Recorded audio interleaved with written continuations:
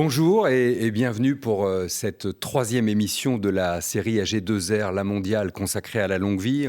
La première émission, vous en souvenez peut-être, était consacrée à l'allongement de la vie.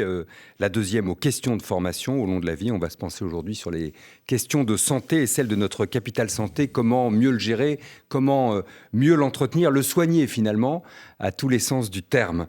C'est évidemment une affaire de prévention, mais on va le voir ensemble. C'est aussi parfois une question d'accompagnement et ça, à chaque âge de la vie. Pour cette émission, comme pour les précédentes, vous allez découvrir une enquête, une photographie de l'opinion, de ce que pensent les Français, de leur rapport à la santé. C'est l'enquête Harris Interactive pour AG2R La Mondiale, dont Jean-Daniel Lévy, que je salue, bonjour, nous dévoilera les résultats en exclusivité. Ça rythmera, vous verrez, cette émission ensemble. Et puis nous en débattrons avec nos invités. Laurent Chambaud, bonjour à vous. Vous êtes directeur de l'École des hautes études en santé publique. David Gruson. Bonjour. Bonjour également. Vous êtes directeur du programme santé du groupe Jouve, fondateur d'Ethic IA comme intelligence artificielle, qui pense la santé à l'heure justement de l'intelligence artificielle et de ce qu'on appelle parfois la médecine prédictive.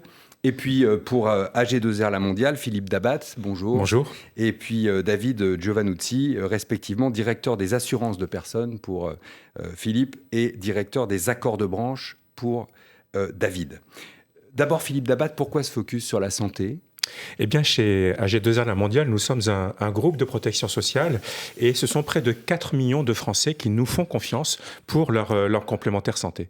Et donc, c'est une initiative qui est à la fois ouverte, pragmatique, mais pour comprendre et faire avancer ce sujet du capital santé. Oui.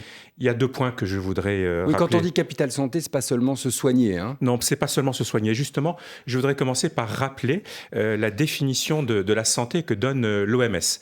En fait, l'OMS dit que la santé, c'est un état complet de bien-être physique, mental et social. Et donc, ce n'est pas simplement éviter la maladie ou éviter l'infirmité.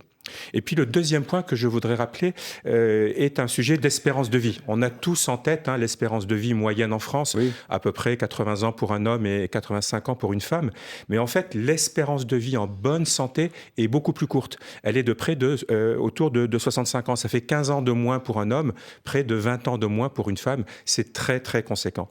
Et donc, la question de base à laquelle nous cherchons à répondre, c'est comment faire en sorte pour que les gens restent en bonne santé tout au long de leur vie.